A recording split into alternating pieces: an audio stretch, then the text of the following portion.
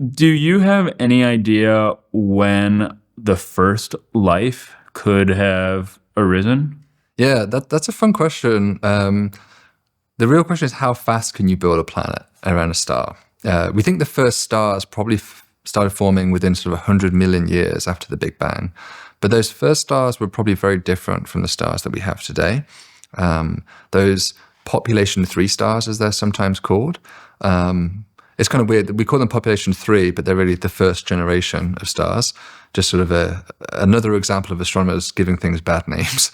But these population 3 stars would be behemoths compared to the stars that we have today. They would be absolutely gigantic. They'd be like the James Deans of the universe. They'd sort of burn fast, die young, and they would be the engines of nuclear fusion that created much of the heavy elements that then were distributed across the galaxy and led to the second generation, third generations of stars to form.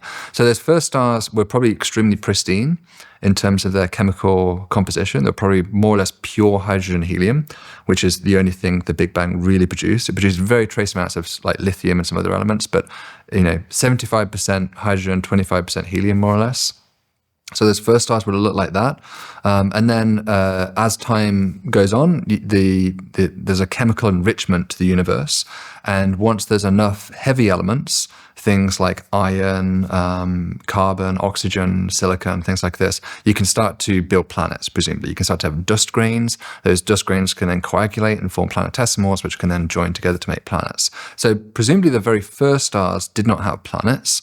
And we actually do have somewhat evidence to support that idea, even though we can't detect or even probe the existence of planets, stars that far away from us, which would be billions and millions of light years away from us. We certainly can't do that yet.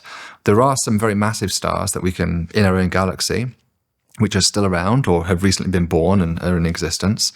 And we can probe planets around those, and we don't find planets around those.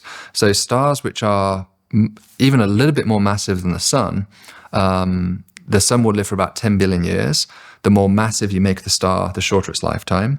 Stars which have lifetimes of less than about 100 million years or so, which are the more massive stars, those just do not have planets around them. So presumably the time scale to build a planet is sort of comparable to the lifetime of the star itself at that point.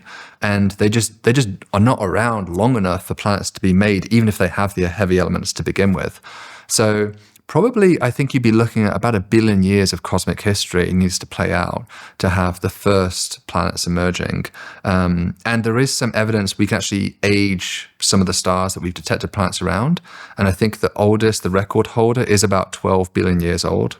So we know of a 12 billion year old star that has planets around it. So that's encouraging to my idea that about 1 billion years after the beginning, you could have planets. And so, yeah, presumably if it takes 4 billion years then on those stars to develop intelligence and evolution to take place, then somebody could have 7 billion year head start over us, which is just ridiculous in terms of, I'm a little bit skeptical that such civilization could truly persist for such a timescale. But one of my colleagues, Adam Frank, who's great, he's been on like Lex Fridman's podcast and many other great podcasts as well, and I encourage you to chat with him at some point. He's really fascinated with the question of what does a billion-year civilization look like? How do we even, conceptualize such a thing, and what would we be imagining their activities to be like? Because presumably there are some. If in galactic history, there's no reason why that couldn't happen.